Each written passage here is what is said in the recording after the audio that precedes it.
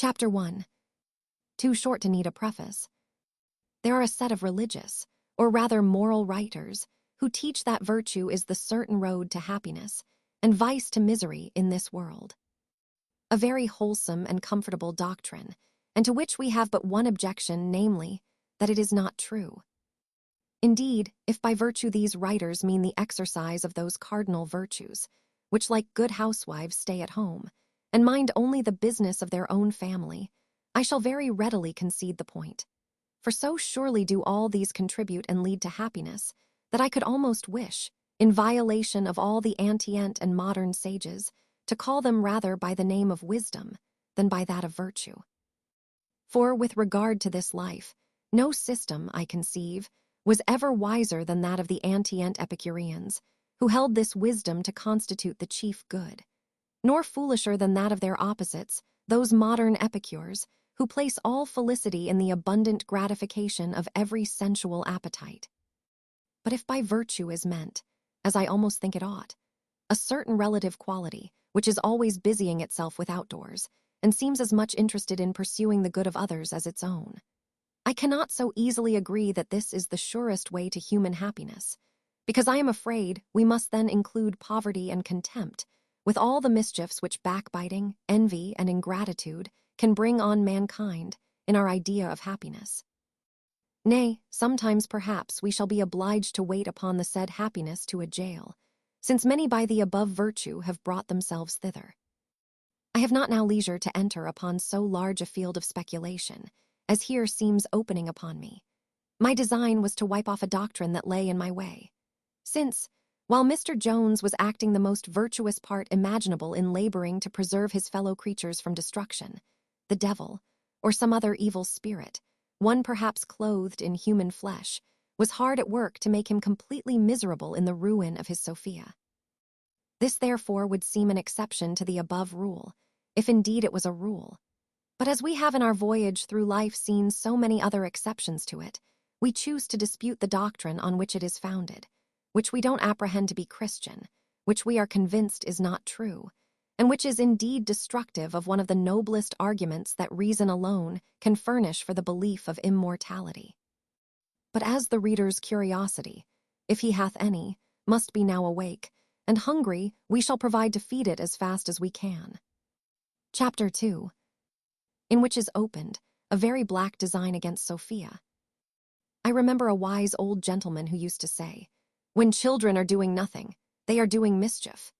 I will not enlarge this quaint saying to the most beautiful part of the creation in general, but so far I may be allowed, that when the effects of female jealousy do not appear openly in their proper colors of rage and fury, we may suspect that mischievous passion to be at work privately, and attempting to undermine what it doth not attack above ground.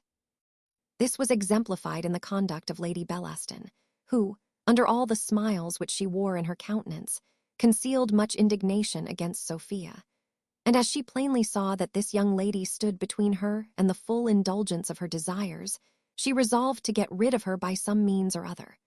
Nor was it long before a very favorable opportunity of accomplishing this presented itself to her.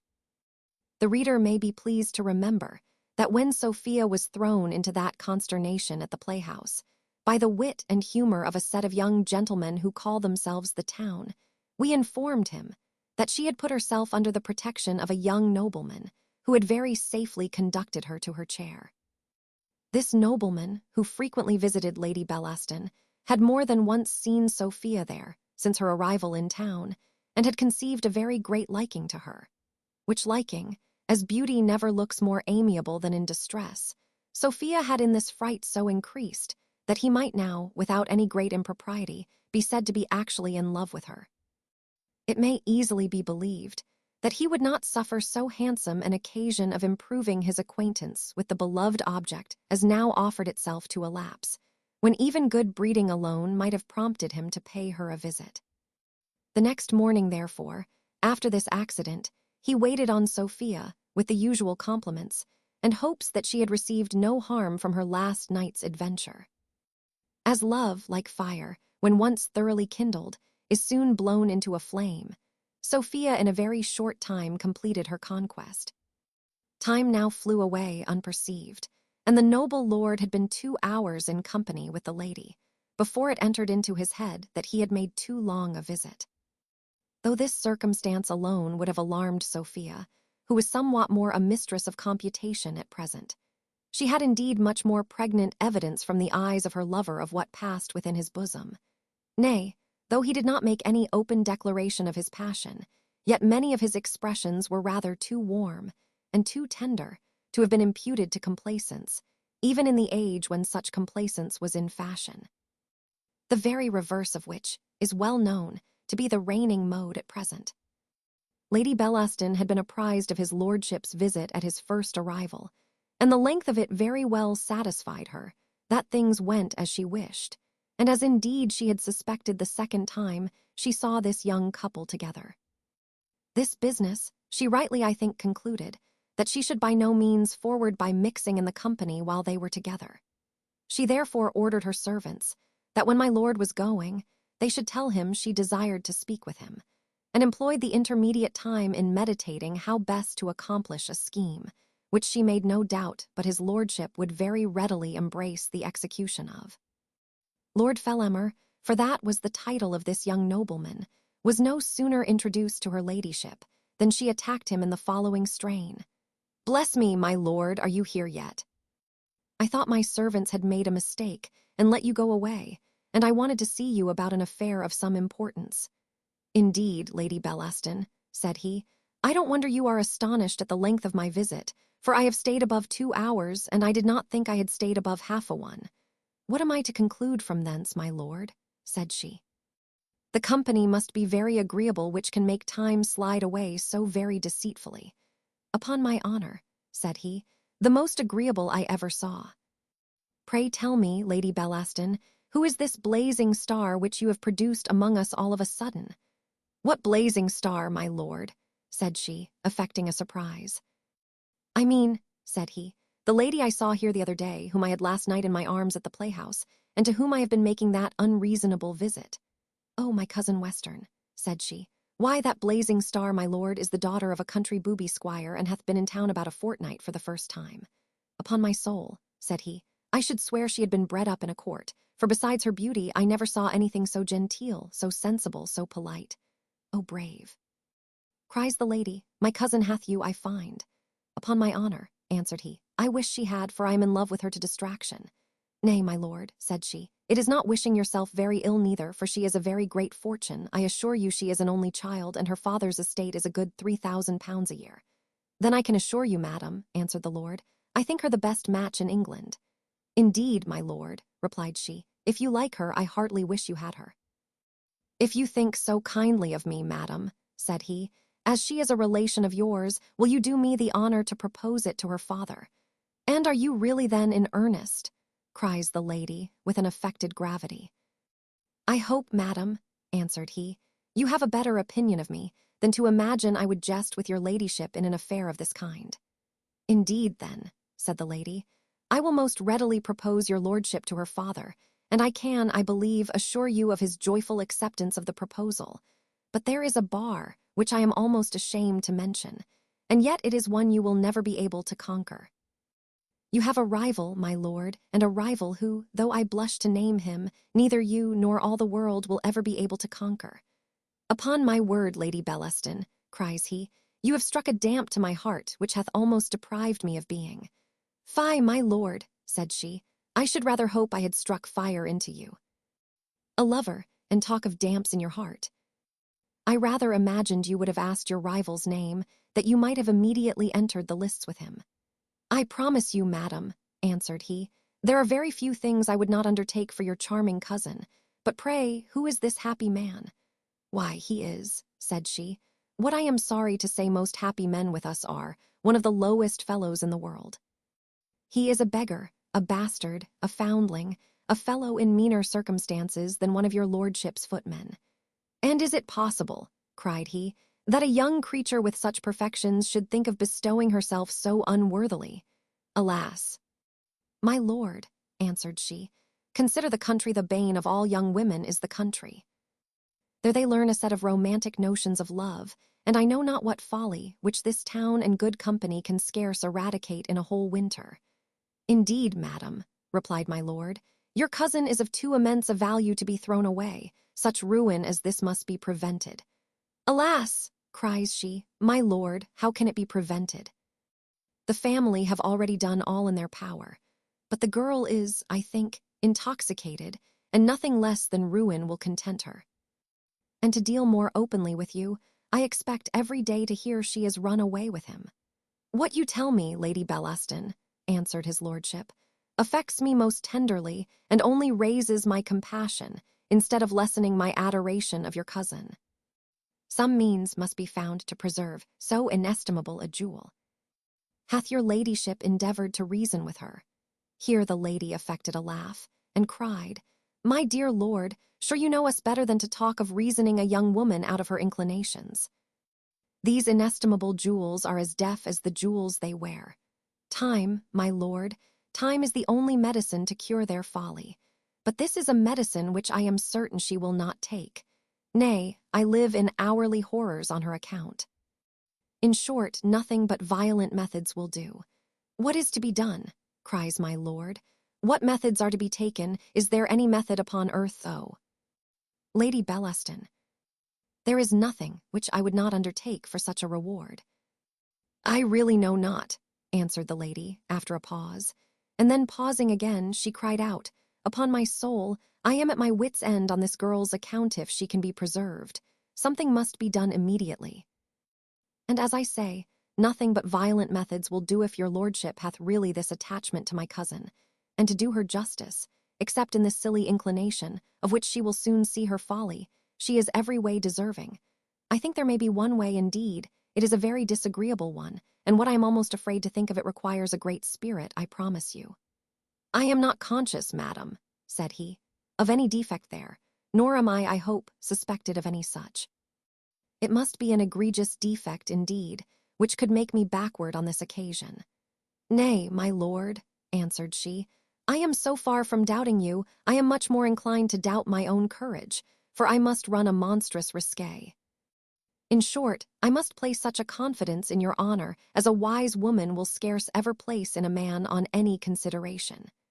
In this point likewise my lord very well satisfied her, for his reputation was extremely clear, and common fame did him no more than justice, in speaking well of him. "Well then," said she, "my lord, I vow, I can't bear the apprehension of it, no. It must not be, at least every other method shall be tried. Can you get rid of your engagements, and dine here today? Your lordship will have an opportunity of seeing a little more of Miss Western, I promise. We have no time to lose. Here will be nobody but Lady Betty, and Miss Eagle, and Colonel Hampstead, and Tom Edwards. They will all go soon, and I shall be at home to nobody. Then your lordship may be a little more explicit. Nay, I will contrive some method to convince you of her attachment to this fellow." My lord made proper compliments, accepted the invitation, and then they parted to dress, it being now past 3 in the morning, or to reckon by the old style, in the afternoon. Chapter 3.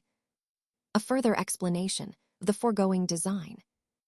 Though the reader may have long since concluded Lady Bellaston to be a member, and no inconsiderable one, of the great world, she was in reality a very considerable member of the little world, by which appellation was distinguished a very worthy and honourable society, which not long since flourished in this kingdom. Among other good principles upon which this society was founded, there was one very remarkable, for, as it was a rule of an honourable club of heroes, who assembled at the close of the late war, that all the members should every day fight once at least. So, 'twas in this, that every member should, within the 24 hours, tell at least one merry fib, which was to be propagated by all the brethren and sisterhood. Many idle stories were told about this society, which from a certain quality may be, perhaps not unjustly, supposed to have come from the society themselves. As that the devil was the president, and that he sat in person in an elbow chair at the upper end of the table. But, upon very strict inquiry, I find there is not the least truth in any of those tales, and that the assembly consisted in reality of a set of very good sort of people, and the fibs which they propagated were of a harmless kind, and tended only to produce mirth and good humor. Edwards was likewise a member of this comical society. To him, therefore, Lady Bellaston applied as a proper instrument for her purpose, and furnished him with a fib, which he was to vent whenever the lady gave him her cue. And this was not to be till the evening, when all the company but Lord Fellamar and himself were gone, and while they were engaged in a rubber at whist. To this time, then, which was between 7 and 8 in the evening, we will convey our reader, when Lady Bellaston, Lord Fellamar, Miss Western, and Tom, being engaged at whist, and in the last game of their rubbers, Tom received his cue from Lady Bellaston, which was, "I protest, Tom, you are grown intolerable lately. You used to tell us all the news of the town, and now you know no more of the world than if you lived out of it." Mr. Edwards then began as follows.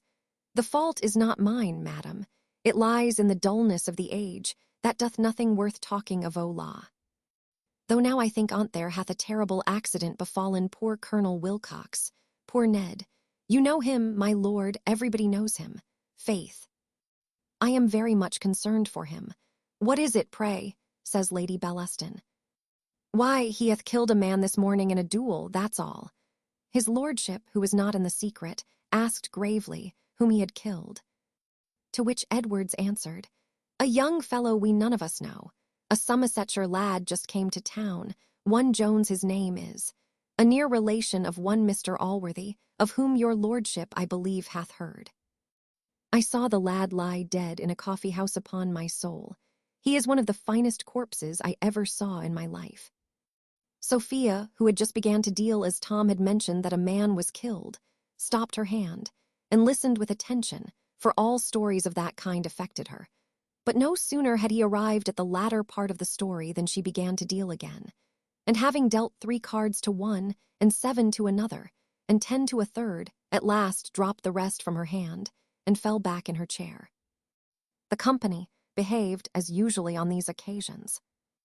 The usual disturbance ensued, the usual assistance was summoned, and Sophia at last, as it is usual, returned again to life, and was soon after, at her earnest desire, led to her own apartment, where, at my lord's request, Lady Bellaston acquainted her with the truth, attempted to carry it off as a jest of her own, and comforted her with repeated assurances that neither his lordship nor Tom, though she had taught him the story, were in the true secret of the affair.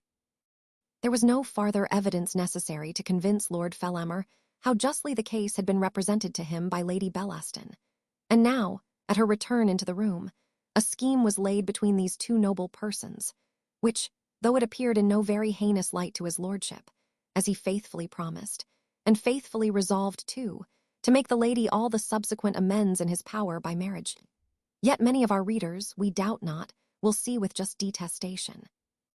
The next evening at 7 was appointed for the fatal purpose, when Lady Bellaston undertook that Sophia should be alone, and his lordship should be introduced to her. The whole family were to be regulated for the purpose, most of the servants dispatched out of the house, and for Mrs. Honour, who, to prevent suspicion, was to be left with her mistress till his lordship's arrival, Lady Bellaston herself was to engage her in an apartment as distant as possible from the scene of the intended mischief, and out of the hearing of Sophia. Matters being thus agreed on, his lordship took his leave, and her ladyship retired to rest, highly pleased with a project, of which she had no reason to doubt the success, and which promised so effectually to remove Sophia from being any further obstruction to her amour with Jones, by a means of which she should never appear to be guilty, even if the fact appeared to the world. But this she made no doubt of preventing by huddling up a marriage, to which she thought the ravished Sophia would easily be brought to consent, and at which all the rest of her family would rejoice. But affairs were not in so quiet a situation in the bosom of the other conspirator. His mind was tossed in all the distracting anxiety so nobly described by Shakespeare, between the acting of a dreadful thing, and the first motion. All the interim is like a phantasma or a hideous dream. The genius and the mortal instruments are then in council, and the state of man, like to a little kingdom, suffers then the nature of an insurrection. Though the violence of his passion had made him eagerly embrace the first hint of this design, especially as it came from a relation of the lady, yet when that friend to reflection, a pillow, had placed the action itself in all its natural black colors before his eyes, with all the consequences which must, and those which might probably attend it, his resolution began to abate, or rather indeed to go over to the other side. And after a long conflict, which lasted a whole night, between honor and appetite, the former at length prevailed, and he determined to wait on Lady Bellaston and to relinquish the design. Lady Bellaston was in bed, though very late in the morning, and Sophia sitting by her bedside, when the servant acquainted her that Lord Fellamar was below in the parlour, upon which her ladyship desired him to stay, and that she would see him presently. But the servant was no sooner departed than poor Sophia began to entreat her cousin not to encourage the visits of that odious lord, so she called him, though a little unjustly, upon her account. "I see his design," said she, "for he made downright love to me yesterday morning, but as I am resolved never to admit it, I beg your ladyship not to leave us alone together any more, and to order the servants that, if he enquires for me, I may be always denied to him." "La, child," says Lady Bellaston, "you country girls have nothing but sweethearts in your head. You fancy every man who is civil to you is making love. He is one of the most gallant young fellows about town, and I am convinced means no more than a little gallantry. Make love to you indeed. I wish with all my heart he would, and you must be an arrant mad woman to refuse him. But as I shall certainly be that mad woman," cries Sophia, "I hope his visits shall not be intruded upon me." "Oh, child," said Lady Bellaston, "you need not be so fearful. If you resolve to run away with that Jones, I know no person who can hinder you." "Upon my honor, madam," cries Sophia, "your ladyship injures me. I will never run away with any man, nor will I ever marry contrary to my father's inclinations." "Well, Miss Western," said the lady, "if you are not in a humor to see company this morning, you may retire to your own apartment, for I am not frightened at his lordship, and must send for him up into my dressing-room." Sophia thanked her ladyship, and withdrew, and presently afterwards Fellamar was admitted upstairs. Chapter 4. By which it will appear how dangerous an advocate a lady is when she applies her eloquence to an ill purpose. When Lady Bellaston heard the young lord's scruples, she treated them with the same disdain with which one of those sages of the law, called Newgate solicitors, treats the qualms of conscience in a young witness. "My dear lord," said she, "you certainly want a cordial. I must send to Lady Edgley for one of her best drams. Fie upon it, have more resolution. Are you frightened by the word rape?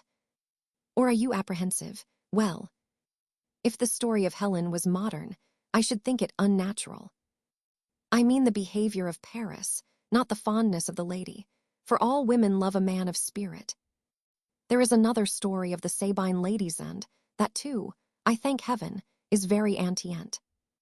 Your lordship, perhaps, will admire my reading, but I think Mr. Hooke tells us they made tolerable good wives afterwards. I fancy few of my married acquaintance were ravished by their husbands. Nay, dear Lady Bellaston, cried he, don't ridicule me in this manner. Why, my good lord, answered she, do you think any woman in England would not laugh at you in her heart, whatever prudery she might wear in her countenance? You force me to use a strange kind of language, and to betray my sex most abominably. But I am contented with knowing my intentions are good, and that I am endeavoring to serve my cousin, for I think you will make her a husband notwithstanding this. Or, upon my soul, I would not even persuade her to fling herself away upon an empty title. She should not upbraid me hereafter with having lost a man of spirit, for that his enemies allow this poor young fellow to be. Let those who have had the satisfaction of hearing reflections of this kind from a wife or a mistress declare whether they are at all sweetened by coming from a female tongue. Certain it is, they sunk deeper into his lordship than anything which Demosthenes or Cicero could have said on the occasion. Lady Bellaston, perceiving she had fired the young lord's pride, began now, like a true orator, to rouse other passions to its assistance. My lord, says she, in a graver voice, you will be pleased to remember you mentioned this matter to me first, for I would not appear to you in the light of one who is endeavoring to put off my cousin upon you. 80,000 pounds do not stand in need of an advocate to recommend them. Nor doth Miss Western, said he, require any recommendation from her fortune, for, in my opinion, no woman ever had half her charms.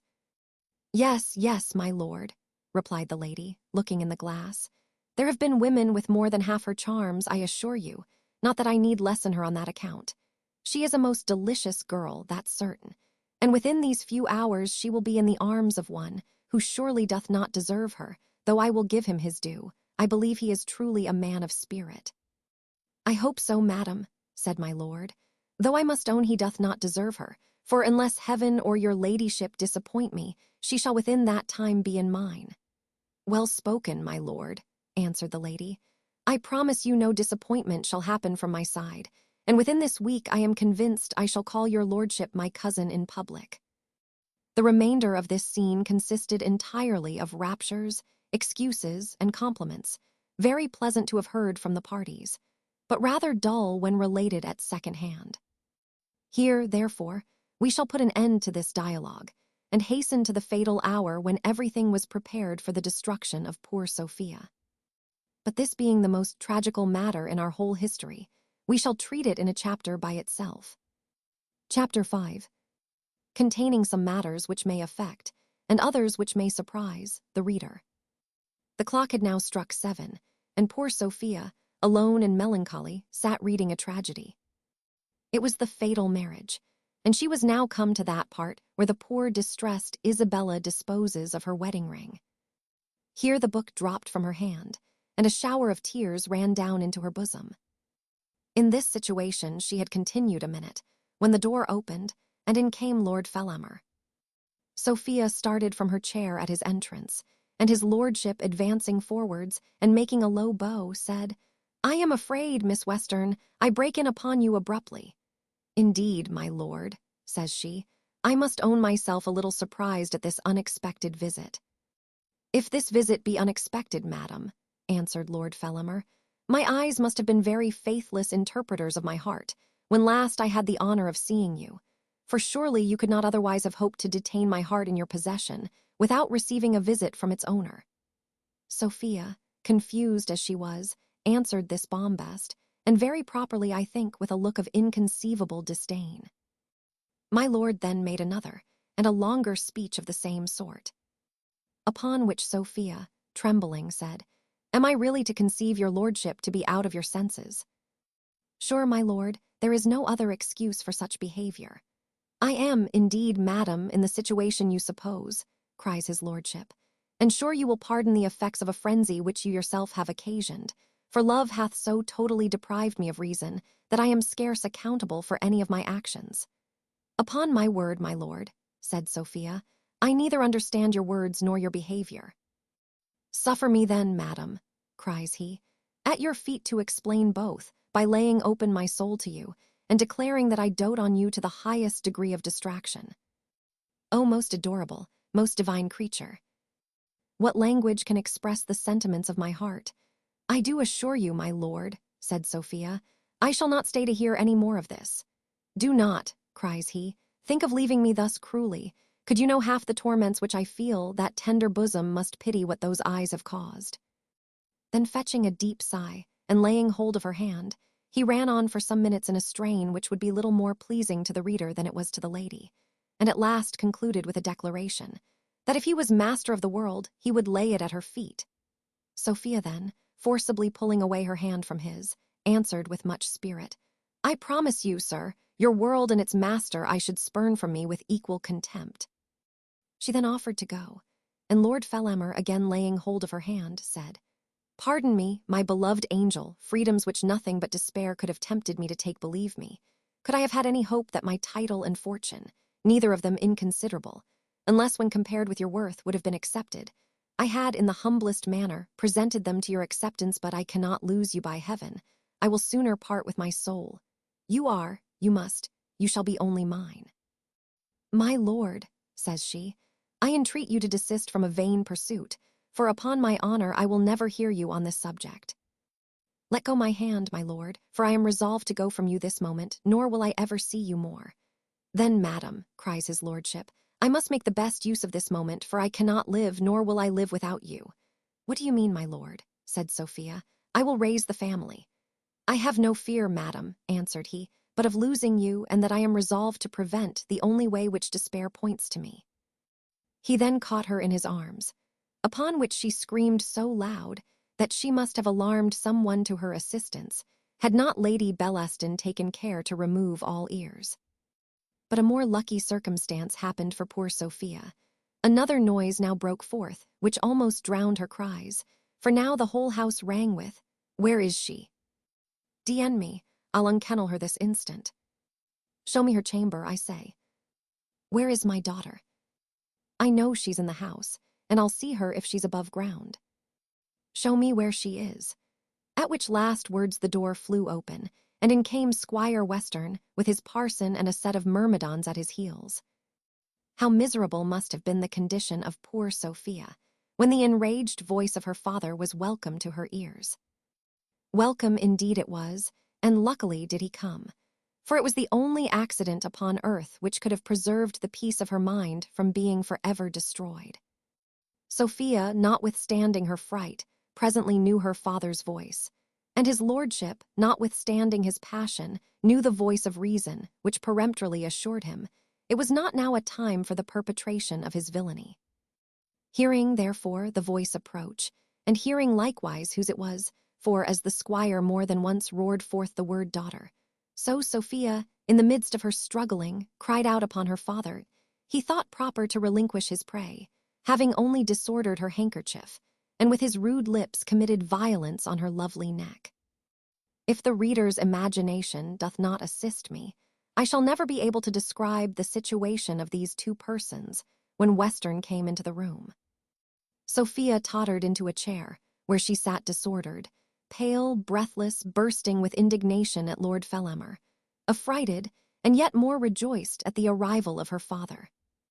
His lordship sat down near her, with the bag of his wig hanging over one of his shoulders, the rest of his dress being somewhat disordered, and rather a greater proportion of linen than is usual appearing at his bosom.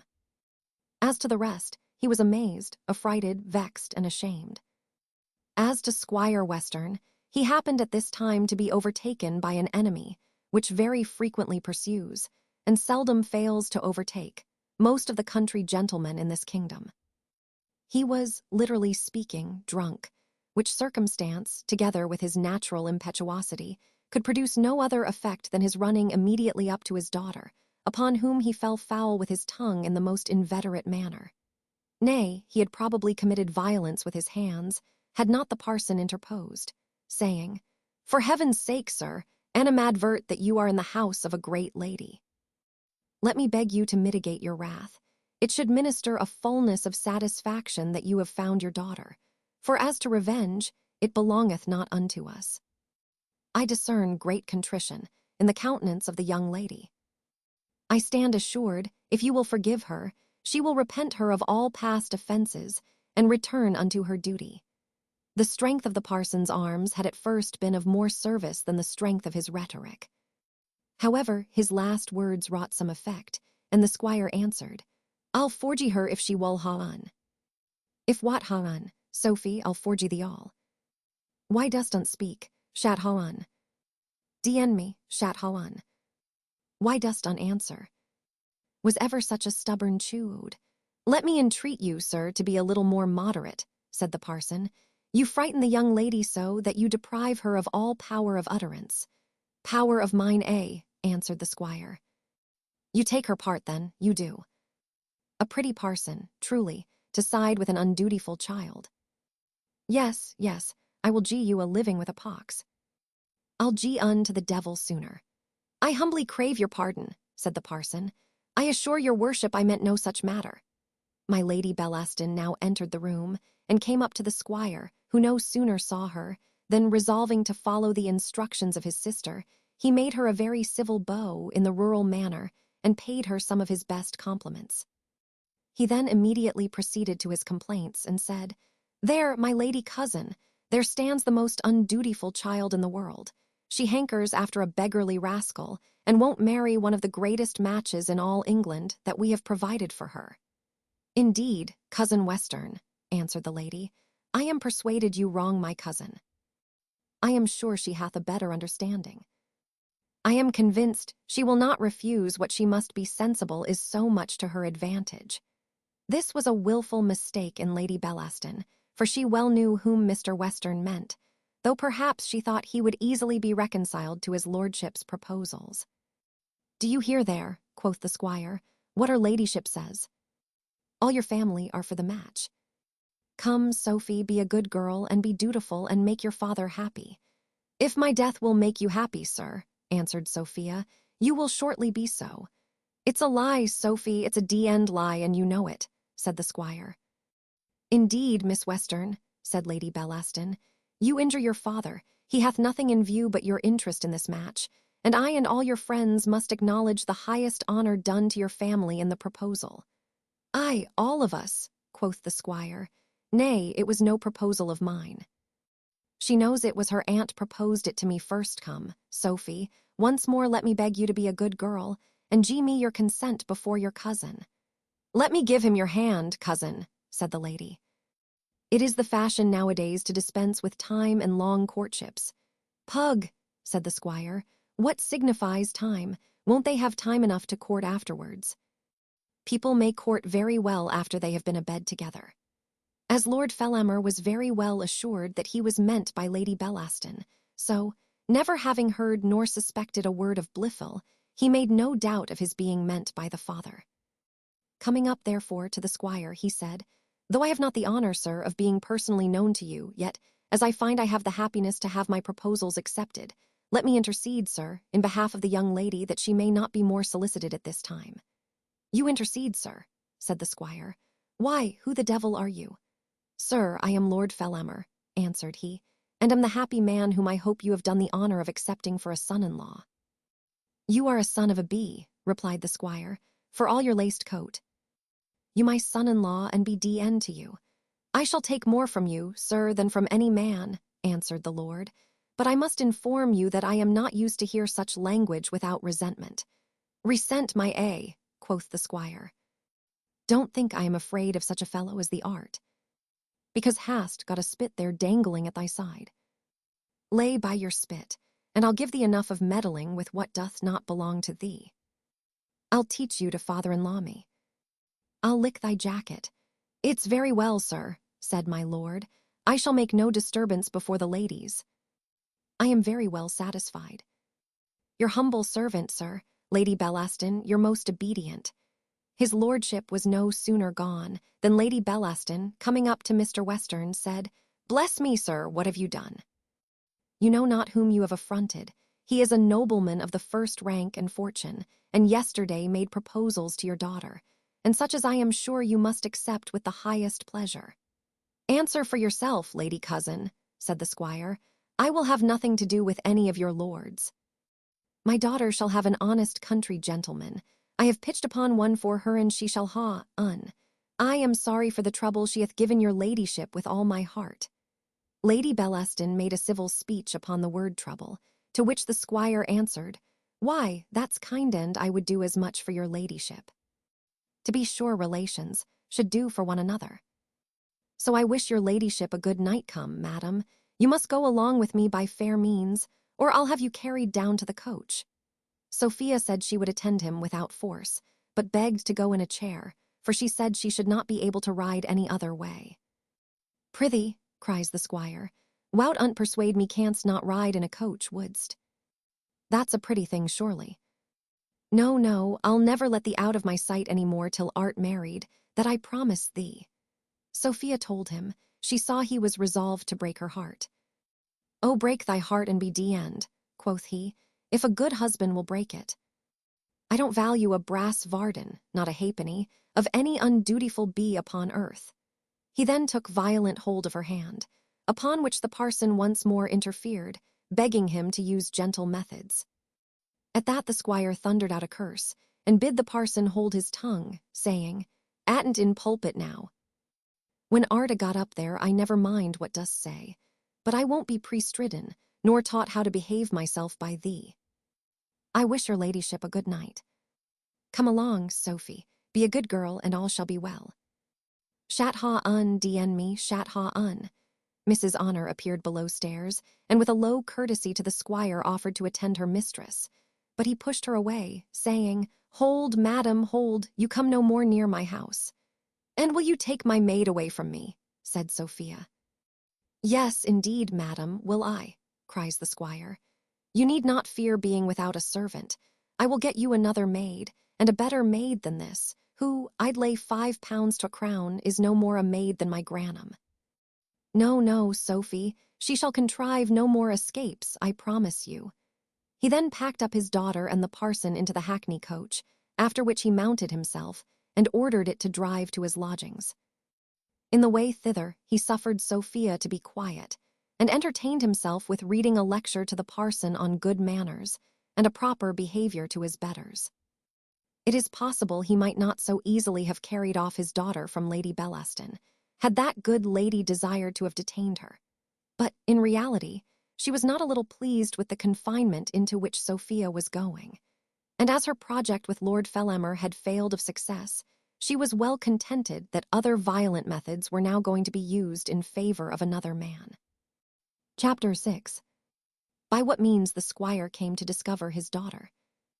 Though the reader, in many histories, is obliged to digest much more unaccountable appearances than this of Mr. Western, without any satisfaction at all, yet, as we dearly love to oblige him whenever it is in our power, we shall now proceed to show by what method the squire discovered where his daughter was. In the 3rd chapter, then, of the preceding book, we gave a hint, for it is not our custom to unfold at any time more than is necessary for the occasion, that Mrs. Fitzpatrick, who was very desirous of reconciling her uncle and Aunt Western, thought she had a probable opportunity, by the service of preserving Sophia from committing the same crime which had drawn on herself the anger of her family. After much deliberation, therefore, she resolved to inform her Aunt Western where her cousin was, and accordingly she writ the following letter, which we shall give the reader at length, for more reasons than one. Honored Madam, the occasion of my writing this will perhaps make a letter of mine agreeable to my dear aunt, for the sake of one of her nieces, though I have little reason to hope it will be so on the account of another. Without more apology, as I was coming to throw my unhappy self at your feet, I met, by the strangest accident in the world, my cousin Sophie, whose history you are better acquainted with than myself, though, alas, I know infinitely too much, enough indeed to satisfy me, that unless she is immediately prevented, she is in danger of running into the same fatal mischief, which, by foolishly and ignorantly refusing your most wise and prudent advice, I have unfortunately brought on myself. In short, I have seen the man, nay, I was most part of yesterday in his company, and a charming young fellow I promise you he is. By what accident he came acquainted with me is too tedious to tell you now, but I have this morning changed my lodgings to avoid him, lest he should by my means discover my cousin, for he doth not yet know where she is, and it is advisable he should not, till my uncle hath secured her no time therefore is to be lost. And I need only inform you that she is now with Lady Bellaston, whom I have seen, and who hath, I find, a design of concealing her from her family. You know, madam, she is a strange woman, but nothing could misbecome me more than to presume to give any hint to one of your great understanding and great knowledge of the world, besides barely informing you of the matter of fact. I hope, madam, the care which I have shewn on this occasion for the good of my family will recommend me again to the favor of a lady who hath always exerted so much zeal for the honor and true interest of us all, and that it may be a means of restoring me to your friendship, which hath made so great a part of my former, and is so necessary to my future happiness. I am, with the utmost respect, honored madam, your most dutiful obliged niece, and most obedient humble servant, Harrat, FITZPATRICK. Mrs. Western was now at her brother's house, where she had resided ever since the flight of Sophia, in order to administer comfort to the poor squire in his affliction. Of this comfort, which she doled out to him in daily portions, we have formerly given a specimen. She was now standing with her back to the fire, and with a pinch of snuff in her hand, was dealing forth this daily allowance of comfort to the squire, while he smoked his afternoon pipe, when she received the above letter, which she had no sooner read than she delivered it to him, saying, There, sir, there is an account of your lost sheep. Fortune hath again restored her to you, and if you will be governed by my advice, It is possible you may yet preserve her." The squire had no sooner read the letter than he leaped from his chair, threw his pipe into the fire, and gave a loud huzzah for joy. He then summoned his servants, called for his boots, and ordered the chevalier and several other horses to be saddled, and that Parson Supple should be immediately sent for. Having done this, he turned to his sister, caught her in his arms, and gave her a close embrace, saying, "Zounds, you don't seem pleased. One would imagine you was sorry I have found the girl." "Brother," answered she, "the deepest politicians, who see to the bottom, discover often a very different aspect of affairs from what swims on the surface. It is true, indeed, things do look rather less desperate than they did formerly in Holland, when Louis XIV was at the gates of Amsterdam. But there is a delicacy required in this matter, which you will pardon me, brother, if I suspect you want. There is a decorum to be used with a woman of figure, such as Lady Bellaston, brother, which requires a knowledge of the world superior, I am afraid, to yours." "Sister," cries the squire, "I know you have no opinion of my parts, but I'll show you on this occasion who is a fool." "Knowledge, quotha? I have not been in the country so long, without having some knowledge of warrants and the law of the land. I know I may take my own, wherever I can find it. Show me my own daughter, and if I don't know how to come at her, I'll suffer you to call me a fool as long as I live. There be justices of peace in London, as well as in other places." "I protest," cries she, "you make me tremble for the event of this matter, which, if you will proceed by my advice, you may bring to so good an issue.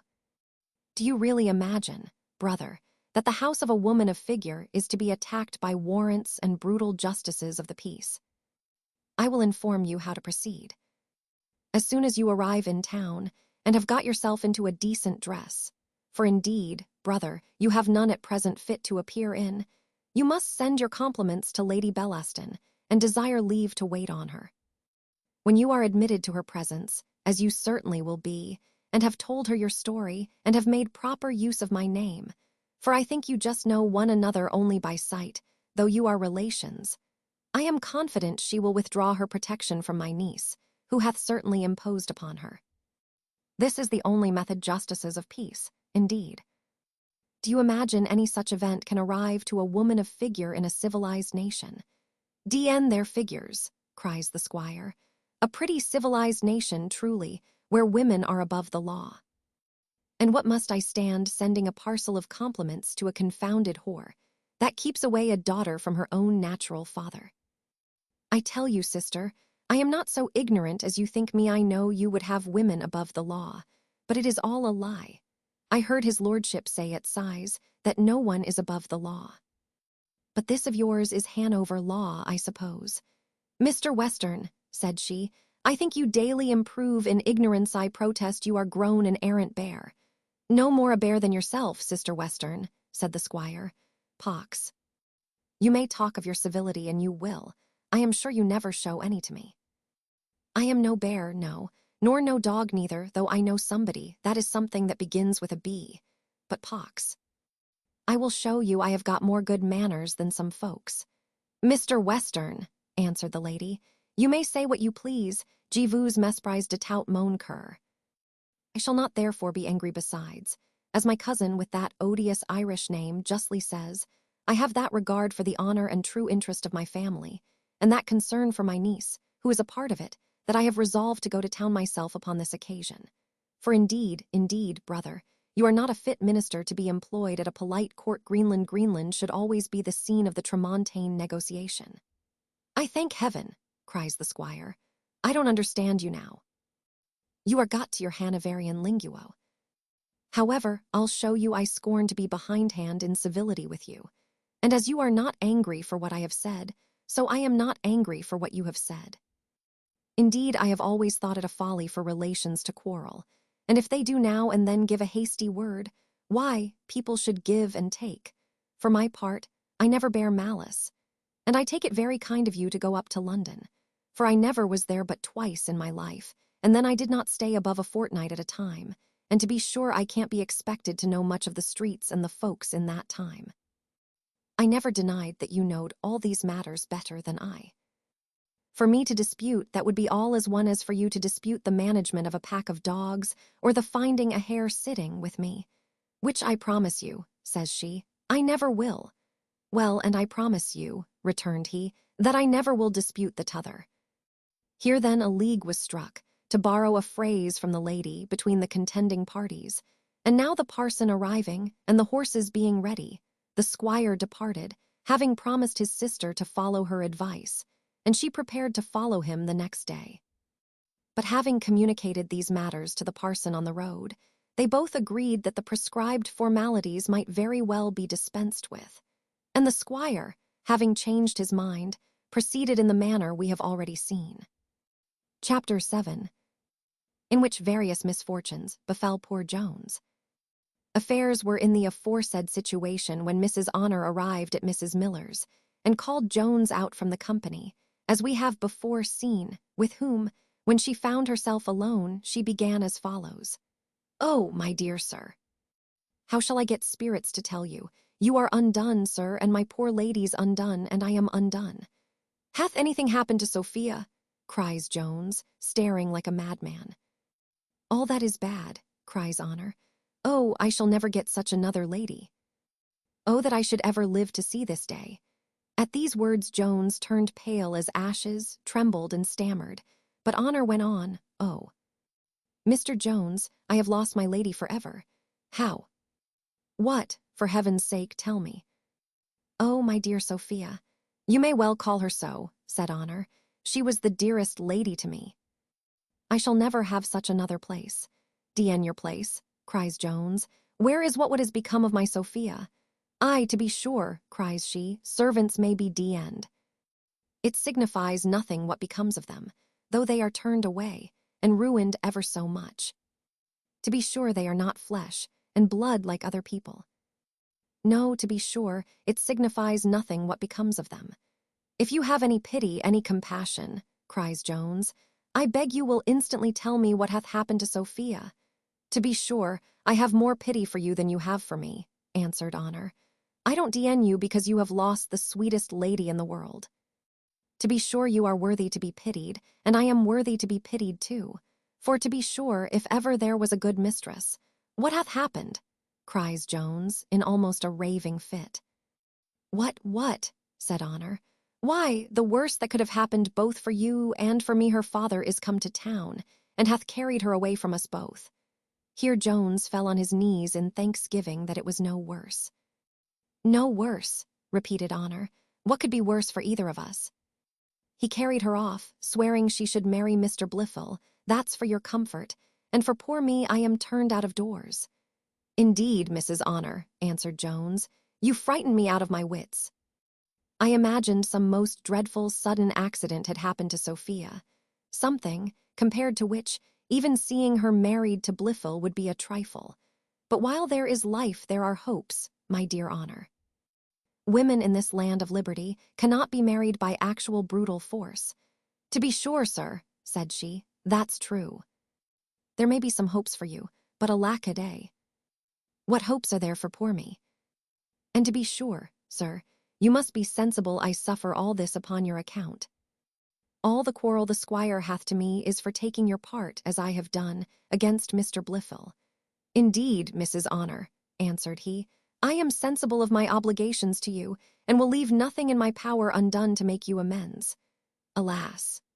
Sir, said she, what can make a servant amends for the loss of one place but the getting another altogether as good? Do not despair, Mrs. Honor, said Jones. I hope to reinstate you again in the same.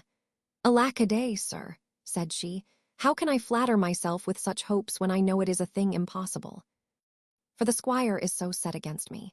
And yet, if you should ever have my lady, as to be sure I now hopes heartily you will, for you are a generous, good-natured gentleman, and I am sure you loves her, and to be sure she loves you as dearly as her own soul. It is a matter in vain to deny it, because as why everybody that is in the least acquainted with my lady must see it. For poor dear lady, she can't dissemble, and if two people who loves one another ain't happy, why who should be so? Happiness don't always depend upon what people has. Besides, my lady has enough for both. To be sure, therefore, as one may say, It would be all the pity in the world to keep two such lovers asunder. Nay, I am convinced, for my part, you will meet together at last, for if it is to be, there is no preventing it. If a marriage is made in heaven, all the justices of peace upon earth can't break it off. To be sure, I wishes that Parson Supple had but a little more spirit to tell the squire of his wickedness in endeavoring to force his daughter contrary to her liking. But then his whole dependence is on the squire, and so the poor gentleman, though he is a very religious good sort of man, and talks of the badness of such doings behind the squire's back, yet he dares not say his soul is his own to his face. To be sure, I never saw him make so bold as just now. I was afeard the squire would have struck him. I would not have your honor be melancholy, sir, nor despair. Things may go better as long as you are sure of my lady, and that I am certain you may be, for she never will be brought to consent to marry any other man. Indeed, I am terribly afeard the squire will do her a mischief in his passion, for he is a prodigious passionate gentleman. And I am afeard, too, the poor lady will be brought to break her heart, for she is as tender-hearted as a chicken. It is pity, methinks, she had not a little of my courage. If I was in love with a young man, and my father offered to lock me up, I'd tear his eyes out, but I'd come at him. But then there's a great fortune in the case, which it is in her father's power either to give her or not. That, to be sure, may make some difference. Whether Jones gave strict attention to all the foregoing harangue, or whether it was for want of any vacancy in the discourse, I cannot determine. But he never once attempted to answer, nor did she once stop till Partridge came running into the room and informed him that the great lady was upon the stairs. Nothing could equal the dilemma to which Jones was now reduced. Honor knew nothing of any acquaintance that subsisted between him and Lady Bellaston, and she was almost the last person in the world to whom he would have communicated it.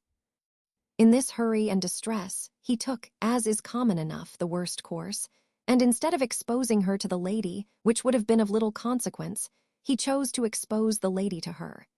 He therefore resolved to hide Honor, whom he had but just time to convey behind the bed, and to draw the curtains.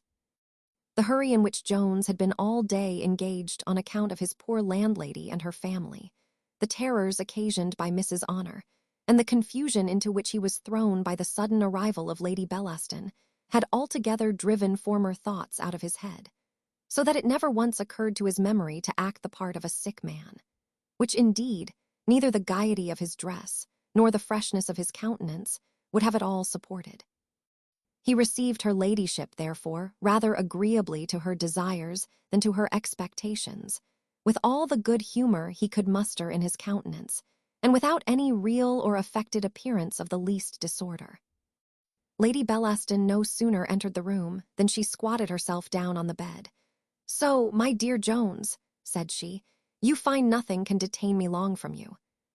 Perhaps I ought to be angry with you, that I have neither seen nor heard from you all day, for I perceive your distemper would have suffered you to come abroad.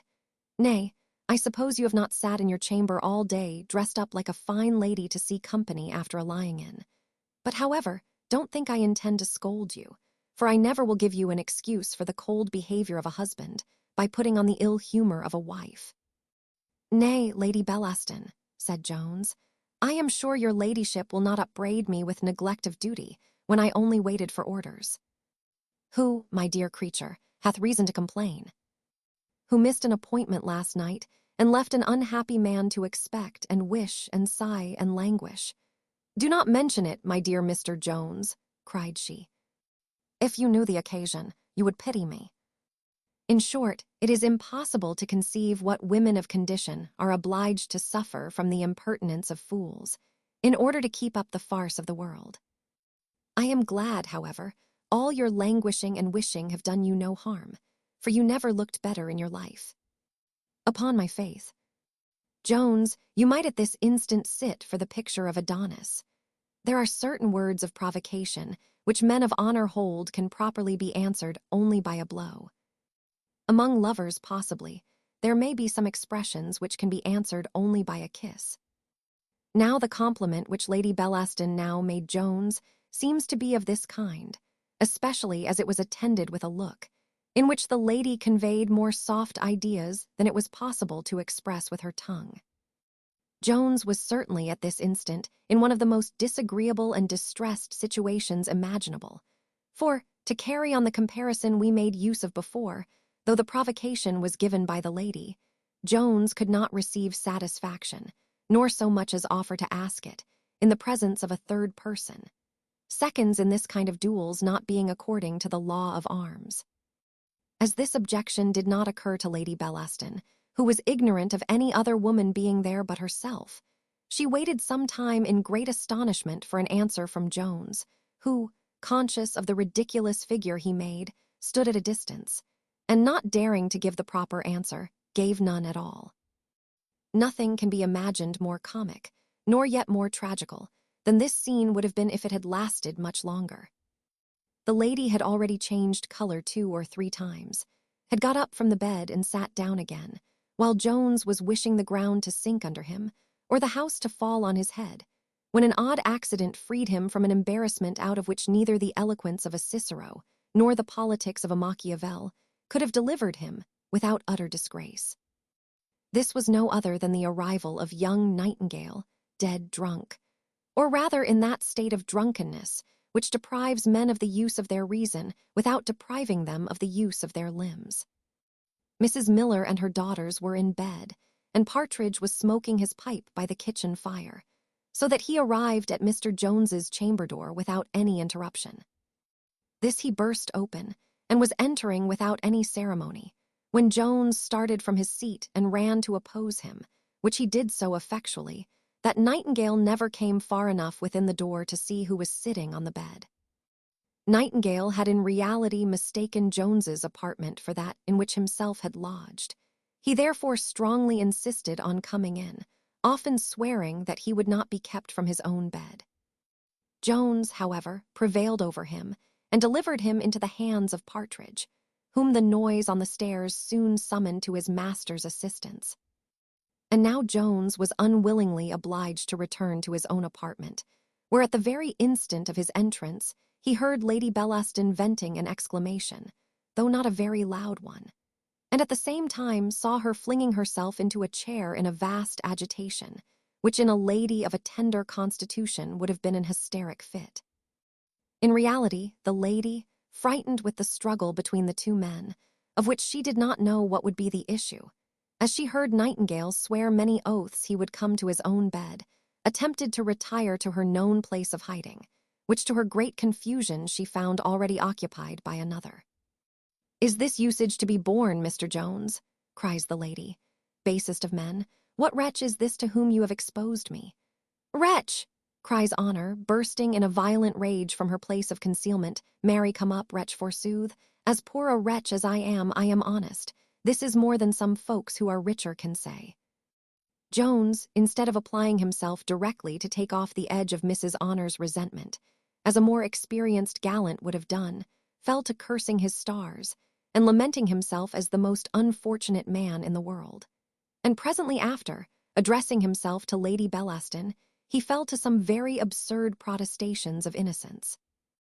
By this time the lady, having recovered the use of her reason, which she had as ready as any woman in the world, especially on such occasions, calmly replied, "Sir, you need make no apologies. I see now who the person is. I did not at first know Mrs. Honour, but now I do. I can suspect nothing wrong between her and you, and I am sure she is a woman of too good sense to put any wrong constructions upon my visit to you. I have been always her friend, and it may be in my power to be much more hereafter." Mrs. Honour was altogether as placable as she was passionate. Hearing, therefore, Lady Bellaston assume the soft tone, she likewise softened hers. "I'm sure, madam," says she, "I have been always ready to acknowledge your ladyship's friendships to me. Sure I never had so good a friend as your ladyship, and to be sure, now I see it is your ladyship that I spoke to. I could almost bite my tongue off for very mad-eye constructions upon your ladyship to be sure it doth not become a servant as I am to think about such a great lady. I mean I was a servant. For indeed I am nobody's servant now.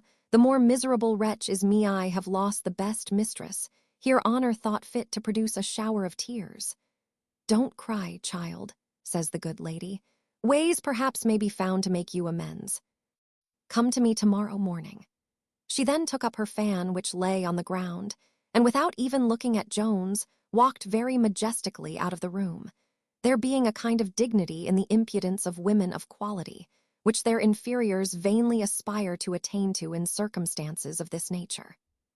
Jones followed her downstairs, often offering her his hand, which she absolutely refused him, and got into her chair without taking any notice of him as he stood bowing before her.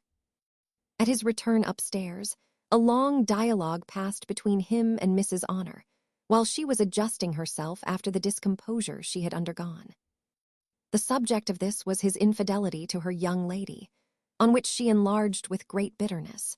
But Jones at last found means to reconcile her, and not only so, but to obtain a promise of most inviolable secrecy, and that she would the next morning endeavor to find out Sophia, and bring him a further account of the proceedings of the squire. Thus ended this unfortunate adventure to the satisfaction only of Mrs. Honor.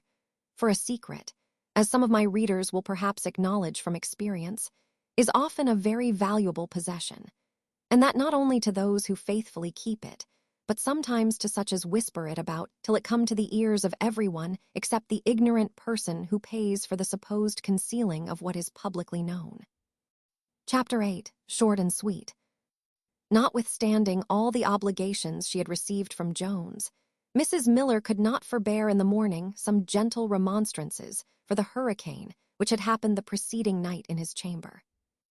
These were, however, so gentle and so friendly, professing, and indeed truly, to aim at nothing more than the real good of Mr. Jones himself, that he, far from being offended, thankfully received the admonition of the good woman, expressed much concern for what had passed, excused it as well as he could, and promised never more to bring the same disturbances into the house. But though Mrs. Miller did not refrain from a short expostulation in private at their first meeting, yet the occasion of his being summoned downstairs that morning was of a much more agreeable kind, being indeed to perform the office of a father to Miss Nancy, and to give her in wedlock to Mr. Nightingale, who was now ready dressed, and full as sober as many of my readers will think a man ought to be who receives a wife in so imprudent a manner. And here perhaps it may be proper to account for the escape which this young gentleman had made from his uncle, and for his appearance in the condition in which we have seen him the night before. Now when the uncle had arrived at his lodgings with his nephew, partly to indulge his own inclinations, for he dearly loved his bottle, and partly to disqualify his nephew from the immediate execution of his purpose, he ordered wine to be set on the table, with which he so briskly plied the young gentleman that this latter, who, though not much used to drinking, did not detest it so as to be guilty of disobedience or want of complaisance by refusing, was soon completely finished. Just as the uncle had obtained this victory, and was preparing a bed for his nephew, a messenger arrived with a piece of news, which so entirely disconcerted and shocked him, that he in a moment lost all consideration for his nephew, and his whole mind became entirely taken up with his own concerns. This sudden and afflicting news was no less than that his daughter had taken the opportunity of almost the first moment of his absence, and had gone off with a neighboring young clergyman, against whom, though her father could have had but one objection, namely, that he was worth nothing, yet she had never thought proper to communicate her amour even to that father, and so artfully had she managed that it had never been once suspected by any, till now that it was consummated. Old Mr. Nightingale no sooner received this account than in the utmost confusion he ordered a postchaise to be instantly got ready, and having recommended his nephew to the care of a servant, he directly left the house, scarce knowing what he did, nor whither he went. The uncle thus departed, when the servant came to attend the nephew to bed, had waked him for that purpose, and had at last made him sensible that his uncle was gone. He, instead of accepting the kind offices tendered him, insisted on a chair being called. With this the servant, who had received no strict orders to the contrary, readily complied, and thus being conducted back to the house of Mrs. Miller, he had staggered up to Mr. Jones's chamber, as hath been before recounted.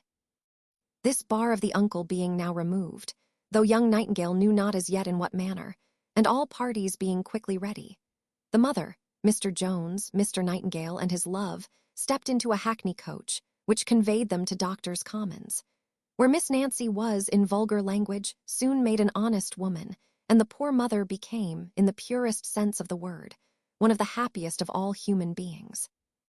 And now Mr. Jones, having seen his good offices to that poor woman and her family brought to a happy conclusion, began to apply himself to his own concerns. But here, lest many of my readers should censure his folly for thus troubling himself with the affairs of others, and lest some few should think he acted more disinterestedly than indeed he did, we think proper to assure our reader that he was so far from being unconcerned in this matter, that he had indeed a very considerable interest in bringing it to that final consummation. To explain this seeming paradox at once, he was one who could truly say with him in Terence, homo sum, humani nihil a me alienum puto. He was never an indifferent spectator of the misery or happiness of anyone, and he felt either the one or the other in great proportion as he himself contributed to either. He could not, therefore, be the instrument of raising a whole family from the lowest state of wretchedness to the highest pitch of joy without conveying great felicity to himself, more perhaps than worldly men often purchase to themselves by undergoing the most severe labor, and often by wading through the deepest iniquity. Those readers who are of the same complexion with him will perhaps think this short chapter contains abundance of matter, while others may probably wish, short as it is, that it had been totally spared as impertinent to the main design, which I suppose they conclude is to bring Mr. Jones to the gallows, or, if possible, to a more deplorable catastrophe. Chapter 9. Containing love letters of several sorts. Mr. Jones, at his return home, found the following letters lying on his table, which he luckily opened in the order they were sent. Letter I. Surely I am under some strange infatuation. I cannot keep my resolutions a moment, however strongly made or justly founded. Last night I resolved never to see you more. This morning I am willing to hear if you can, as you say, clear up this affair. And yet I know that to be impossible. I have said everything to myself, which you can invent perhaps not. Perhaps your invention is stronger. Come to me, therefore, the moment you receive this. If you can forge an excuse, I almost promise you to believe it. Betrayed to I will think no more come to me directly. This is the third letter I have writ. The two former are burnt. I am almost inclined to burn this to I wish I may preserve my senses come to me presently. Letter II. If you ever expect to be forgiven, or even suffered within my doors, come to me this instant. Letter III. I now find you was not at home, when my notes came to your lodgings. The moment you receive this, let me see you. I shall not stir out, nor shall anybody be let in but yourself. Sure nothing can detain you long. Jones had just read over these 3 billets when Mr. Nightingale came into the room. Well, Tom, said he, any news from Lady Bellaston after last night's adventure? For it was now no secret to anyone in that house who the lady was. The Lady Bellaston, answered Jones very gravely. Nay, dear Tom, cries Nightingale, don't be so reserved to your friends. Though I was too drunk to see her last night, I saw her at the masquerade. Do you think I am ignorant who the Queen of the Fairies is? And did you really then know the lady at the masquerade? Said Jones. Yes, upon my soul did I, said Nightingale, and have given you 20 hints of it since, though you seemed always so tender on that point that I would not speak plainly. I fancy, my friend, by your extreme nicety in this matter, you are not so well acquainted with the character of the lady as with her person. Don't be angry, Tom, but upon my honor, you are not the first young fellow she hath debauched. Her reputation is in no danger, believe me. Though Jones had no reason to imagine the lady to have been of the vestal kind when his amour began, yet, as he was thoroughly ignorant of the town, and had very little acquaintance in it, he had no knowledge of that character which is vulgarly called a demirep. That is to say, a woman who intrigues with every man she likes, under the name and appearance of virtue, and who, though some over-nice ladies will not be seen with her, is visited, as they term it, by the whole town, in short, whom everybody knows to be what nobody calls her. When he found, therefore, that Nightingale was perfectly acquainted with his intrigue, and began to suspect that so scrupulous a delicacy as he had hitherto observed was not quite necessary on the occasion. He gave a latitude to his friend's tongue, and desired him to speak plainly what he knew, or had ever heard of the lady. Nightingale, who, in many other instances, was rather too effeminate in his disposition, had a pretty strong inclination to tittle-tattle. He had no sooner, therefore, received a full liberty of speaking from Jones, than he entered upon a long narrative concerning the lady, which, as it contained many particulars highly to her dishonor, we have too great a tenderness for all women of condition to repeat. We would cautiously avoid giving an opportunity to the future commentators on our works, of making any malicious application, and of forcing us to be, against our will, the author of scandal, which never entered into our head. Jones, having very attentively heard all that Nightingale had to say, fetched a deep sigh, which the other, observing, cried, "Heyday! Why, thou art not in love, I hope. Had I imagined my stories would have affected you, I promise you should never have heard them." "Oh, my dear friend," cries Jones, "I am so entangled with this woman that I know not how to extricate myself." "In love, indeed." "No, my friend, but I am under obligations to her, and very great ones.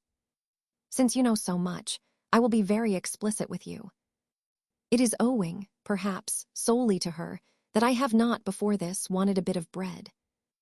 How can I possibly desert such a woman? And yet I must desert her, or be guilty of the blackest treachery to one who deserves infinitely better of me than she can. A woman, my Nightingale, for whom I have a passion which few can have an idea of. I am half distracted with doubts how to act. And is this other, pray, an honorable mistress?" cries Nightingale. "Honorable," answered Jones. "No breath ever yet durst sully her reputation. The sweetest air is not purer, the limpid stream not clearer, than her honor. She is all over, both in mind and body, consummate perfection. She is the most beautiful creature in the universe, and yet she is mistress of such noble elevated qualities that though she is never from my thoughts, I scarce ever think of her beauty but when I see it.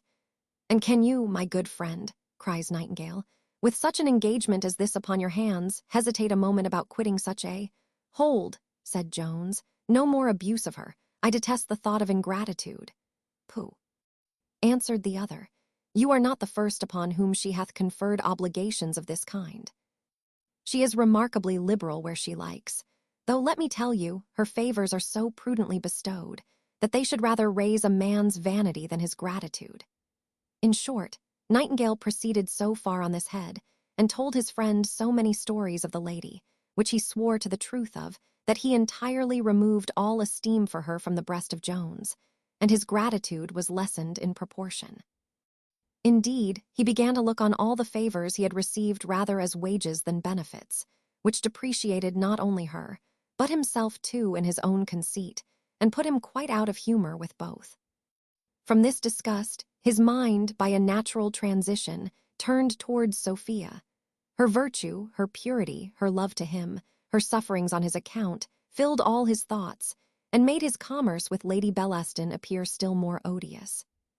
The result of all was, that, though his turning himself out of her service, in which light he now saw his affair with her, would be the loss of his bread, yet he determined to quit her, if he could but find a handsome pretence, which being communicated to his friend, Nightingale considered a little, and then said, "I have it, my boy. I have found out a sure method. Propose marriage to her, and I would venture hanging upon the success." "Marriage!" cries Jones. "I propose marriage," answered Nightingale, "and she will declare off in a moment. I knew a young fellow whom she kept formerly, who made the offer to her in earnest, and was presently turned off for his pains."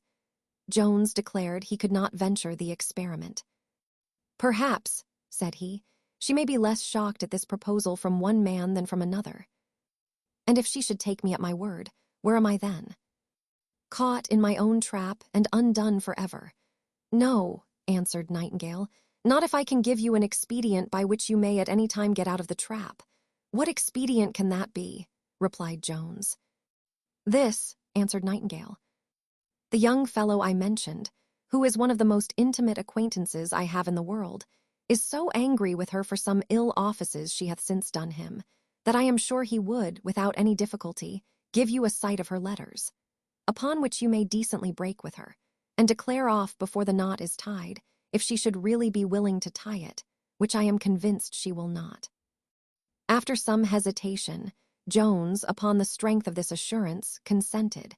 But as he swore he wanted the confidence to propose the matter to her face, he wrote the following letter, which Nightingale dictated.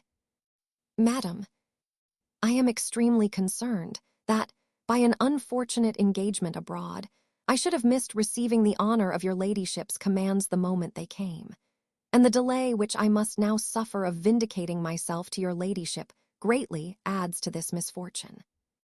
Oh, Lady Bellaston, what a terror have I been in for fear your reputation should be exposed by these perverse accidents. There is one only way to secure it. I need not name what that is. Only permit me to say that as your honor is as dear to me as my own, so my sole ambition is to have the glory of laying my liberty at your feet. And believe me when I assure you, I can never be made completely happy without you generously bestow on me a legal right of calling you mine for ever. I am, madam, with most profound respect, your ladyship's most obliged, obedient, humble servant, Thomas Jones. To this she presently returned the following answer. Sir, when I read over your serious epistle, I could, from its coldness and formality, have sworn that you already had the legal right you mention. Nay, that we had for many years composed that monstrous animal a husband and wife. Do you really then imagine me a fool? Or do you fancy yourself capable of so entirely persuading me out of my senses that I should deliver my whole fortune into your power, in order to enable you to support your pleasures at my expense? Are these the proofs of love which I expected?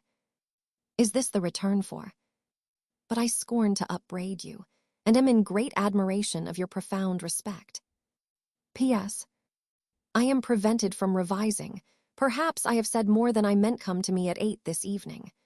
Jones, by the advice of his privy council, replied, Madam, it is impossible to express how much I am shocked at the suspicion you entertain of me. Can Lady Bellaston have conferred favors on a man whom she could believe capable of so base a design? Or can she treat the most solemn tie of love with contempt? Can you imagine, madam, that if the violence of my passion, in an unguarded moment, overcame the tenderness which I have for your honor, I would think of indulging myself in the continuance of an intercourse which could not possibly escape long the notice of the world, and which, when discovered, must prove so fatal to your reputation? If such be your opinion of me, I must pray for a sudden opportunity of returning those pecuniary obligations, which I have been so unfortunate to receive at your hands, and for those of a more tender kind, I shall ever remain, and see, and so concluded in the very words with which he had concluded the former letter. The lady answered as follows, I see you are a villain, and I despise you from my soul. If you come here, I shall not be at home. Though Jones was well satisfied with his deliverance from a thraldom which those who have ever experienced it will, I apprehend, allow to be none of the lightest, he was not, however, perfectly easy in his mind. There was in this scheme too much of fallacy to satisfy one who utterly detested every species of falsehood or dishonesty. Nor would he, indeed, have submitted to put it in practice, had he not been involved in a distressful situation, where he was obliged to be guilty of some dishonor, either to the one lady or the other. And surely the reader will allow that every good principle, as well as love, pleaded strongly in favor of Sophia. Nightingale highly exulted in the success of his stratagem, upon which he received many thanks and much applause from his friend. He answered, Dear Tom, we have conferred very different obligations on each other. To me, you owe the regaining your liberty. To you, I owe the loss of mine. But if you are as happy in the one instance as I am in the other, I promise you we are the two happiest fellows in England.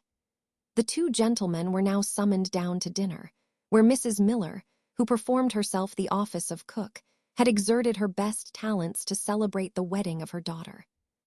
This joyful circumstance she ascribed principally to the friendly behavior of Jones, Her whole soul was fired with gratitude towards him, and all her looks, words, and actions were so busied in expressing it, that her daughter, and even her new son-in-law, were very little objects of her consideration.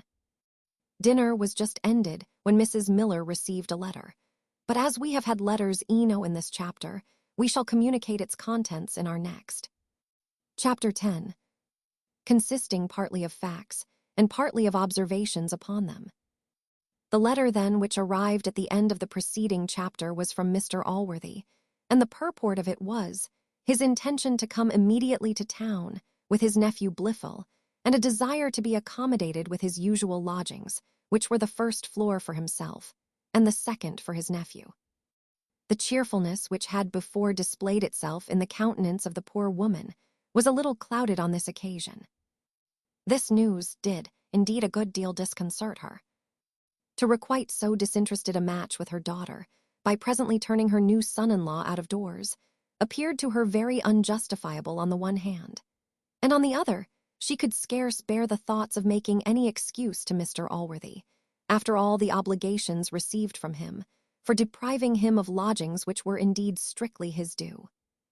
For that gentleman, in conferring all his numberless benefits on others, acted by a rule diametrically opposite to what is practiced by most generous people. He contrived, on all occasions, to hide his beneficence, not only from the world, but even from the object of it. He constantly used the words lend and pay, instead of give, and by every other method he could invent, always lessened with his tongue the favors he conferred, while he was heaping them with both his hands. When he settled the annuity of £50 a year, therefore, on Mrs. Miller, he told her it was in consideration of always having her first floor when he was in town, which he scarce ever intended to be, but that she might let it at any other time, for that he would always send her a month's warning.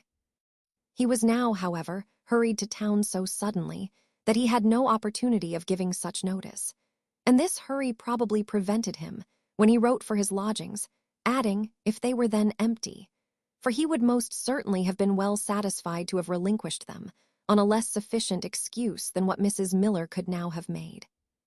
But there are a sort of persons who, as Prior excellently well remarks, direct their conduct by something beyond the fixed and settled rules of vice and virtue in the schools, beyond the letter of the law. To these it is so far from being sufficient that their defense would acquit them at the Old Bailey, that they are not even contented, though conscience, the severest of all judges, should discharge them. Nothing short of the fair and honorable will satisfy the delicacy of their minds, and if any of their actions fall short of this mark, they mope and pine, are as uneasy and restless as a murderer who is afraid of a ghost or of the hangman. Mrs. Miller was one of these. She could not conceal her uneasiness at this letter, with the contents of which she had no sooner acquainted the company and given some hints of her distress than Jones, her good angel, presently relieved her anxiety. "As for myself, madam," said he, "my lodging is at your service at a moment's warning, and Mr. Nightingale, I am sure, as he cannot yet prepare a house fit to receive his lady, will consent to return to his new lodging, whither Mrs. Nightingale will certainly consent to go." With which proposal both husband and wife instantly agreed. The reader will easily believe that the cheeks of Mrs. Miller began again to glow with additional gratitude to Jones, but perhaps it may be more difficult to persuade him that Mr. Jones, having in his last speech called her daughter Mrs. Nightingale, it being the first time that agreeable sound had ever reached her ears, gave the fond mother more satisfaction, and warmed her heart more towards Jones, than his having dissipated her present anxiety.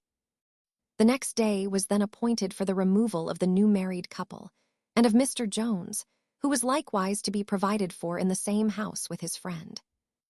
And now the serenity of the company was again restored, and they passed the day in the utmost cheerfulness, all except Jones, who, though he outwardly accompanied the rest in their mirth, felt many a bitter pang on the account of his Sophia, which were not a little heightened by the news of Mr. Blifil's coming to town, for he clearly saw the intention of his journey.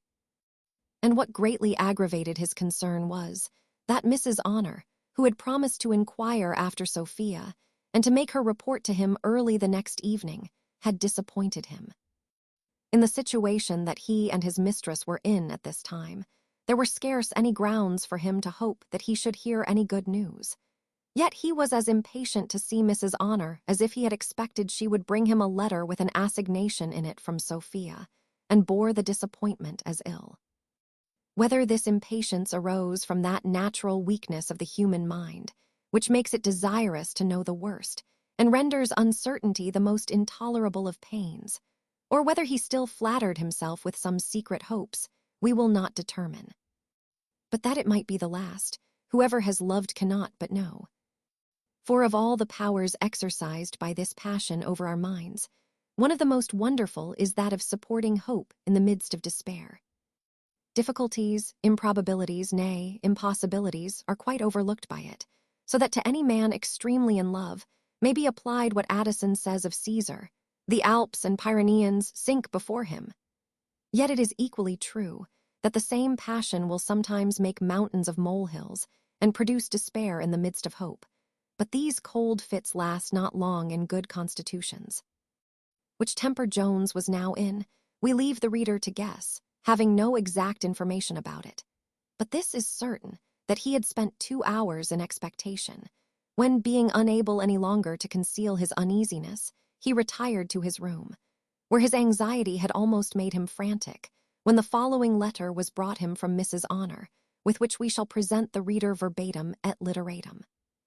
Sir, I should sart'nly have called on you accordin' to me promise, hadn't it been that her laship prevent me. For to be sir, you knows very well that ever person must luck first at home, and sart'nly such another offer might not have ever happened.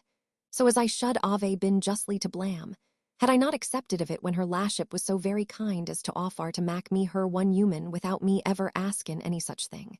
To be sir, she is one of the best laddies in the world, and people who says to the contrary must be very wicked people in their hearts. To be sir, if ever I ave sad anything of that kind, it has been through ignorance, and I am heartily sorry for it. I knows your honor to be a gentleman of more honor and onesty, if I ever said any such thing, to repeat it to hurt a poor servant that has always had the greatest respect in the world for your honor. To be sir, one should keep one's tongue within one's teeth, for no body knows what may happen, and to be sir, if any body had told me yesterday that I should have been in so good a place today, I should not have believed it. For to be sir, I never was a dreamedy of any such thing, nor should I ever have soft after any other body's plays. But as her laship was so kind of her one accord to give it me without askin', to be sir, Mrs. Edoff herself, nor no other body can blame me for acceptin' such a thing when it falls in me way. I beg your honor not to mention anything of what I have said, for I wish your honor all the good luck in the world, and I don't question but that you will have Madam Sophia in the end. But as to myself, your honor knows I can't be of any farther sarvice to you in that matter. New bane under the cumand off another parson, and not me one mistress. I beg your honor to say nothing of what passed, and believe me to be, sir, your honor's humble servant to cumand till death. Honor bielesike moari. Various were the conjectures which Jones entertained on this step of Lady Bellaston, who, in reality, had little farther design than to secure within her own house the repository of a secret, which she chose should make no farther progress than it had made already. But mostly, she desired to keep it from the ears of Sophia, for though that young lady was almost the only one who would never have repeated it again, her ladyship could not persuade herself of this. Since, as she now hated poor Sophia with most implacable hatred, she conceived a reciprocal hatred to herself to be lodged in the tender breast of our heroine, where no such passion had ever yet found an entrance. While Jones was terrifying himself with the apprehension of 1,000 dreadful machinations and deep political designs, which he imagined to be at the bottom of the promotion of honor, Fortune, who hitherto seems to have been an utter enemy to his match with Sophia, tried a new method to put a final end to it, by throwing a temptation in his way, which in his present desperate situation it seemed unlikely he should be able to resist. Chapter 11, containing curious, but not unprecedented matter. There was a lady, one Mrs. Hunt, who had often seen Jones at the house where he lodged, being intimately acquainted with the women there, and indeed a very great friend to Mrs. Miller. Her age was about 30, for she owned 26. Her face and person very good, only inclining a little too much to be fat. She had been married young by her relations to an old Turkey merchant, who, having got a great fortune, had left off trade. With him she lived without reproach, but not without pain, in a state of great self-denial for about 12 years, and her virtue was rewarded by his dying and leaving her very rich. The first year of her widowhood was just at an end, and she had passed it in a good deal of retirement, seeing only a few particular friends, and dividing her time between her devotions and novels, of which she was always extremely fond. Very good health, a very warm constitution, and a good deal of religion made it absolutely necessary for her to marry again, and she resolved to please herself in her second husband, as she had done her friends in the first. From her, the following billet was brought to Jones. Sir. From the first day I saw you, I doubt my eyes have told you too plainly that you were not indifferent to me, but neither my tongue nor my hand should have ever avowed it, had not the ladies of the family where you are lodged given me such a character of you, and told me such proofs of your virtue and goodness, as convince me you are not only the most agreeable, but the most worthy of men. I have also the satisfaction to hear from them that neither my person, understanding, or character are disagreeable to you. I have a fortune sufficient to make us both happy, but which cannot make me so without you. In thus disposing of myself, I know I shall incur the censure of the world, but if I did not love you more than I fear the world, I should not be worthy of you. One only difficulty stops me. I am informed you are engaged in a commerce of gallantry with a woman of fashion. If you think it worthwhile to sacrifice that to the possession of me, I am yours. If not, forget my weakness, and let this remain an eternal secret between you and Arabella Hunt. At the reading of this, Jones was put into a violent flutter. His fortune was then at a very low ebb, the source being stopped from which hitherto he had been supplied. Of all he had received from Lady Bellaston, not above 5 guineas remained, and that very morning he had been dunned by a tradesman for twice that sum. His honourable mistress was in the hands of her father, and he had scarce any hopes ever to get her out of them again. To be subsisted at her expense, from that little fortune she had independent of her father, went much against the delicacy both of his pride and his love. This lady's fortune would have been exceeding convenient to him, and he could have no objection to her in any respect. On the contrary, he liked her as well as he did any woman except Sophia. But to abandon Sophia and marry another, that was impossible. He could not think of it upon any account, yet why should he not, since it was plain she could not be his?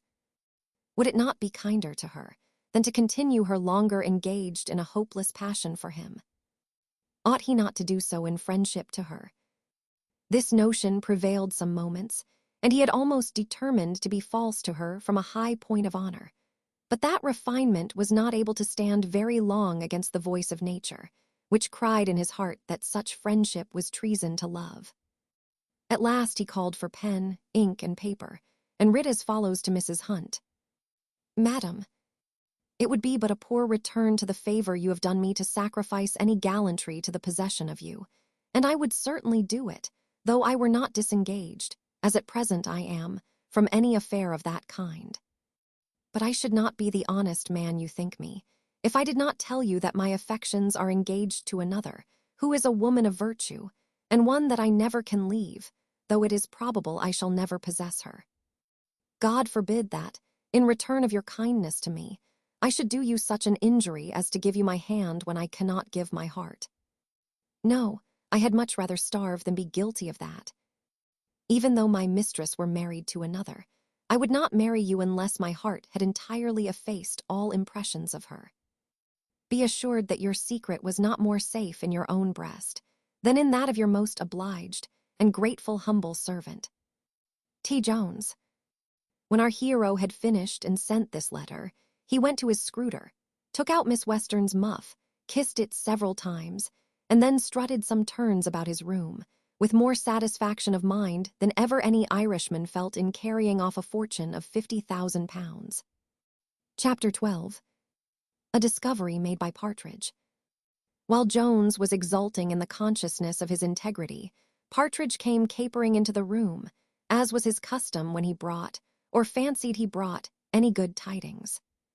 He had been dispatched that morning by his master, with orders to endeavour, by the servants of Lady Bellaston, or by any other means, to discover whither Sophia had been conveyed. And he now returned, and with a joyful countenance told our hero that he had found the lost bird. "I have seen, sir," says he, "Black George, the gamekeeper, who is one of the servants whom the squire hath brought with him to town. I knew him presently, though I have not seen him these several years. But you know, sir, he is a very remarkable man, or, to use a purer phrase, he hath a most remarkable beard, the largest and blackest I ever saw." It was some time, however, before Black George could recollect me. "Well, but what is your good news?" cries Jones. "What do you know of my Sophia?" "You shall know presently, sir," answered Partridge. "I am coming to it as fast as I can." "You are so impatient, sir. You would come at the infinitive mood before you can get to the imperative." As I was saying, sir, it was some time before he recollected my face. "Confound your face," cries Jones. "What of my Sophia?" "Nay, sir," answered Partridge, "I know nothing more of Madam Sophia than what I am going to tell you, and I should have told you all before this if you had not interrupted me. But if you look so angry at me, you will frighten all of it out of my head, or, to use a purer phrase, out of my memory. I never saw you look so angry since the day we left Upton, which I shall remember if I was to live 1,000 years. "Well, pray go on your own way," said Jones. "You are resolved to make me mad, I find." "Not for the world," answered Partridge. "I have suffered enough for that already, which, as I said, I shall bear in my remembrance the longest day I have to live." "Well, but Black George," cries Jones. "Well, sir, as I was saying, it was a long time before he could recollect me. For, indeed, I am very much altered since I saw him. Non sum qualis eram. I have had troubles in the world, and nothing alters a man so much as grief. I have heard it will change the color of a man's hair in a night. However, at last, know me he did, that's sure enough, for we are both of an age and were at the same charity school. George was a great dunce, but no matter for that. All men do not thrive in the world according to their learning. I am sure I have reason to say so, but it will be all one 1,000 years hence. Well, sir, where was I? Oh, well, we no sooner knew each other than, after many hearty shakes by the hand, we agreed to go to an alehouse and take a pot, and by good luck the beer was some of the best I have met with since I have been in town. Now, sir, I am coming to the point, for no sooner did I name you, and told him that you and I came to town together, and had lived together ever since, than he called for another pot, and swore he would drink to your health. And indeed he drank your health so heartily that I was overjoyed to see there was so much gratitude left in the world. And after we had emptied that pot, I said I would buy my pot too, and so we drank another to your health, and then I made haste home to tell you the news." "What news?" cries Jones. "You have not mentioned a word of my Sophia. Bless me, I had like to have forgot that. Indeed, we mentioned a great deal about young Madam Western, and George told me all, that Mr. Blifil is coming to town in order to be married to her. He had best make haste then, says I, or somebody will have her before he comes. And indeed, says I, Mr. Seagrim, it is 1,000 pities somebody should not have her, for he certainly loves her above all the women in the world. I would have both you and she know that it is not for her fortune he follows her. For I can assure you, as to matter of that, there is another lady, one of much greater quality and fortune than she can pretend to, who is so fond of somebody that she comes after him day and night." Here Jones fell into a passion with Partridge, for having, as he said, betrayed him. But the poor fellow answered, he had mentioned no name.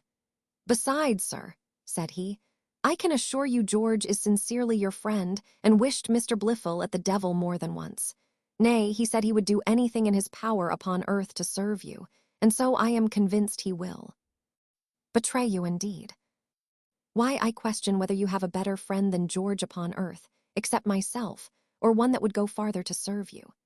"Well," says Jones, a little pacified, You say this fellow, who I believe indeed is enough inclined to be my friend, lives in the same house with Sophia." "In the same house," answered Partridge. "Why, sir, he is one of the servants of the family, and very well dressed, I promise you he is. If it was not for his black beard, you would hardly know him." "One service, then, at least he may do me," says Jones. "Sure he can certainly convey a letter to my Sophia." "You have hit the nail ad ungum," cries Partridge. "How came I not to think of it?" "I will engage he shall do it upon the very first mentioning."